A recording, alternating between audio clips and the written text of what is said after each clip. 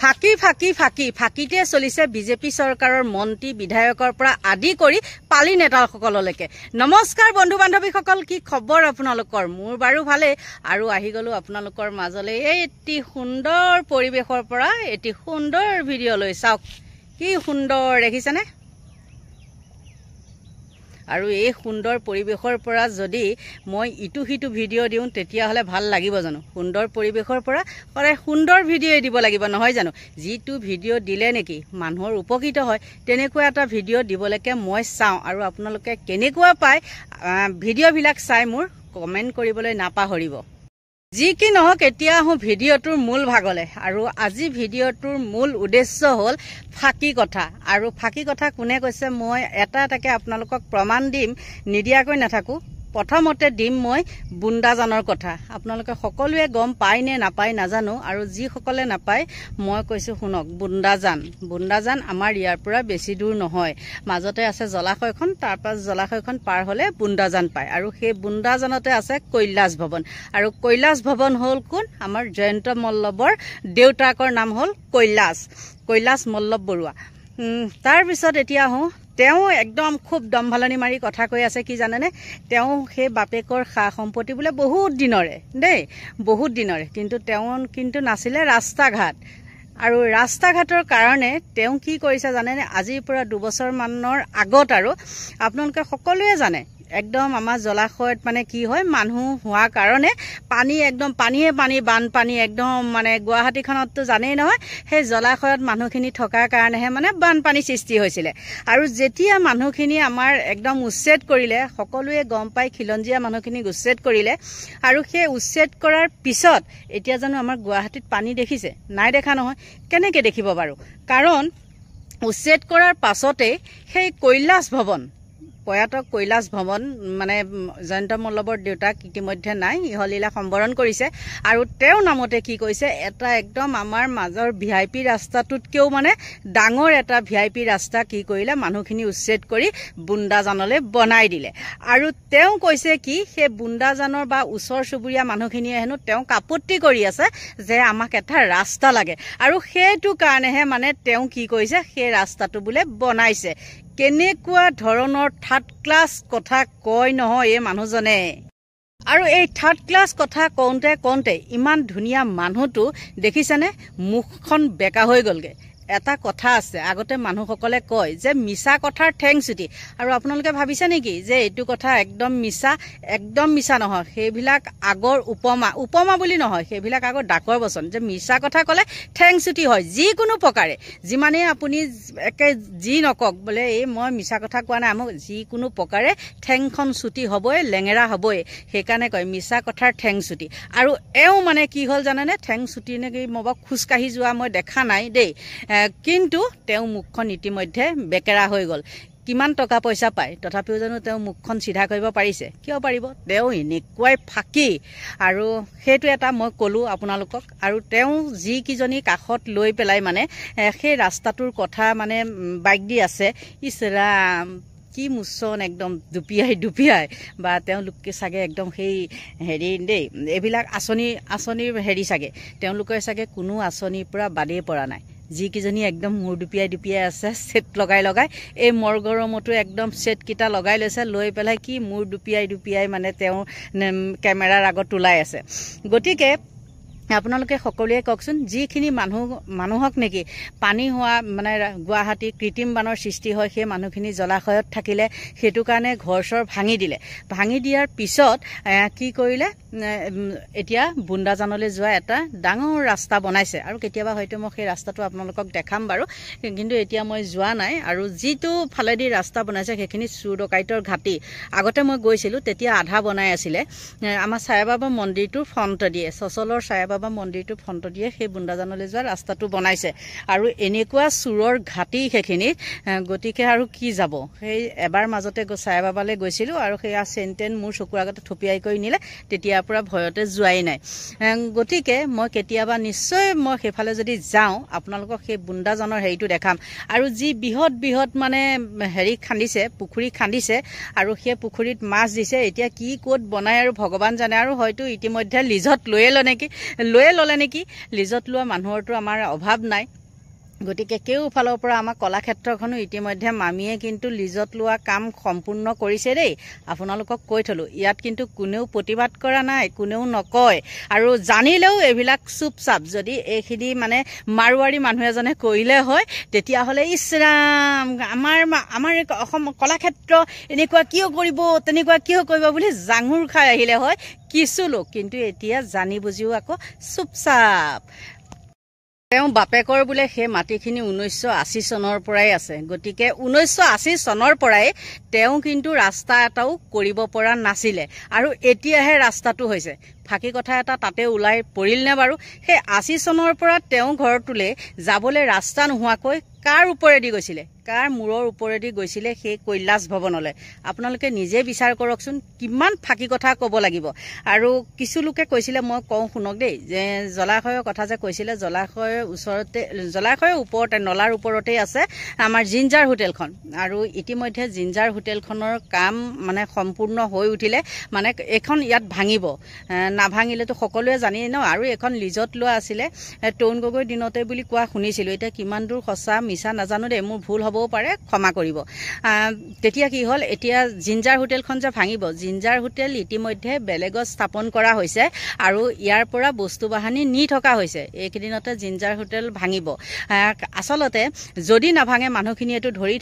ধৰিব ন কিয় ginger hotel ভঙা নাই গতিকে জিঞ্জাৰ হোটেল ভাঙিব আৰু জিঞ্জাৰ হোটেল ইয়াৰ পৰা তালৈ নিব ইতিমধ্যে মানে আমাৰ ইয়াৰ পৰা কিছুমান বৃহৎ অফিচ কিছুমান হওক বা স্কুল কলেজ কিছুমান হওক মানে গৈ আছে ইয়াৰ পৰা চলি গৈ আছে আৰু ক'লে গৈ আছে আপোনালোকেতো গম পায়েই আৰু জিঞ্জাৰ হোটেলৰ কথাও কৈছিলে কিন্তু কোন জেগাত আছিলে মই এই মুহূৰ্তত যেতিয়া ভিডিঅ'টো বনাই আছোঁ মই পাহৰি গৈছোঁ দেই জিঞ্জাৰ হোটেল ক'লে নিছে আৰু মই কিয় ক'লোঁ জানেনে জিঞ্জাৰ হোটেল ভাঙিব বা জিঞ্জাৰ হোটেলৰ কাম হেৰি হৈছে বুলি বস্তুবিলাক নি আছে বুলি কাৰণ আমাৰ ঘৰত যিজন মানুহে মানে কাম কৰে সেই খুৰাজনে মোক কৈছে যে এইকেইদিন মই জিঞ্জাৰত কাম কৰি আছোঁ মই বোলো কিয় কৈছে হেৰি জিঞ্জাৰৰ মানে বস্তু বাহানিখিনি ইয়াৰ পৰা জিঞ্জাৰখন ভাঙিব যে বস্তুবিলাক মানে আমাৰ খুৰাজনে বা আৰু কেইজনমান লগ লাগি পেলাই মানে বস্তুবিলাক ঠিক কৰি আছে সেই তেতিয়া গম পালোঁ যে জিঞ্জাৰ হোটেল ভাঙিব আৰু এজনে মোক সিদিনাখন সুধিছিলে যে জিঞ্জাৰ হোটেল কেতিয়া ভাঙিব বাইদেউ আপুনি গম পায়নে জিঞ্জাৰ হোটেল ভাঙিবনে কিন্তু ভাঙিব মানে সম্পূৰ্ণ তেহেঁতে লৈ গৈছে ইয়াৰ পৰা হেৰি এতিয়া ঘৰটো আৰু ভাঙি পেলাব ঘৰটো ভাঙি পেলালে কি মানে চৰকাৰৰ হেৰি হ'ব নেকি একো লছ নহয় তেওঁলোকৰ লাভহে হ'ব যি জেগাত এতিয়া নিছে গতিকে জিঞ্জাৰ হোটেলৰ লগতে মই সেই বুন্দাজানৰ কথাটো ক'লোঁ আৰু যেতিয়াৰ পৰাই ঘৰ উচ্ছেদ কৰিলে সেই জেগাৰ মানুহখিনি মানে জলাশয়ৰ মানুহখিনি তেতিয়াৰ পৰাই কিন্তু গুৱাহাটীত কৃত্ৰিম বান বেছিকেহে হ'বলৈ ল'লে কিয় জানেনে যিখিনি মানুহে তাত হেৰি কৰিছিলে আছিলে তাত যিমানবিলাক ঘৰ ভাঙিছে আপোনালোকে নিশ্চয় জানে তাত আমাৰতো গুৱাহাটীত গম পায় পানীৰ কিমান অভাৱ নহয়নে বৰষুণৰ পানী অথলে যাবলৈ নিদিয়ে বৰষুণৰ পানী তেওঁলোকে ৰাখে সেইবিলাকেই তেওঁ কাম বন কৰে খোৱা পানীটোহে তেওঁলোকে লয় বাৰিষা দিনত সেইকাৰণে মানুহে যে কয় যে বুন্দা হেৰি পুতিছে কিবা পুতিছে এইবিলাক যে কয় একদম মিছা কথা কয় আৰু যদি ঠিকে আছে সেই ঘৰখিনি উচ্ছেদ হোৱাৰ পিছত ৰাস্তাত পানী হ'বহে নালাগিছিলে পানী কিয় হ'বলৈ পালে বাৰু জানেনে যি বৃহৎ তাৰ মাজেদিয়ে পানীৰ মাজেদিয়ে এটা বৃহৎ ৰাস্তা বনাইছে কেউফালে যাব নোৱাৰি পেলাই উভতনি মাৰিবই গতিকে এইখিনি আছিলে আৰু সেই আমাৰ জয়ন্ত মল্লৱ বৰুৱা অৰ্থাৎ আমাৰ জুবিনৰ হেম্বে আৰু জুবিনৰ হেম্বে কি ক'লে মই যে ক'লোঁ এই কথাখিনি মিছা নে সঁচা তেওঁ মুখেৰে শুনকচোন কিমান ফাঁকি কথা আৰু এই ফাঁকি কথা কওঁতে বাপেকে কি হৈছে মুখখনেই বেকেৰা হৈ গৈছে আৰু আপোনালোকে হয়তো মই ক'ম বাৰু দিয়ক এইখিনি আৰু নকওঁ আগতে আপোনালোকে চাই লওক পাব্লিকক সোধক বন্দাজানৰ ওচৰত মোৰ যিটো ঘৰ সেইটো মোৰ দেউতাৰ ঘৰ আৰু 1980 চনৰ পৰা মোৰ ঘৰ তাত বসবাস কৰে 1980 চনৰ পৰা 40 বছৰ 45 বছৰ হৈ গ'ল তাত থকা আৰু সেই মোৰ ঘৰটোৰ কাষেৰে যিবিলাক মানুহ আছে তাত বন্দাজানটোৰ প্ৰটেকশ্যনৰ কাৰণে সেই ৰাস্তাটো বনোৱা হৈছে গৈ চাই আহক মোৰ লগত বলক মই গৈ দেখুৱাই দিম আপোনালোক গোটেই সাংবাদিক এতিয়াই যাম বলক যাব এতিয়া বলক মই দেখুৱাই দিম যে সেইটোৱে বন্দাজান এনক্ৰ'চ কৰিছে নে বন্দাজান প্ৰটেকশ্যন কৰিছে তাৰ পাব্লিকক গৈ সোধক পাব্লিকত আগতে বন্দাজানৰ পানী সেই পাব্লিকবিলাকৰ ঘৰলৈকে সোমাই গৈছে সেই পাব্লিকে মই যেটো তাত থাকো আৰু সেই ৰাস্তাটোৰে মই অহা যোৱা নকৰো মোৰ ৰাস্তা বেলেগ মোৰ ঘৰলৈকে যোৱা ৰাস্তা বেলেগ সেই ৰাস্তাটো পাব্লিকে মোক ৰিকুৱেষ্ট কৰিছে আৰু সেইটো বহুত দিন পুৰণা ডিমাণ্ড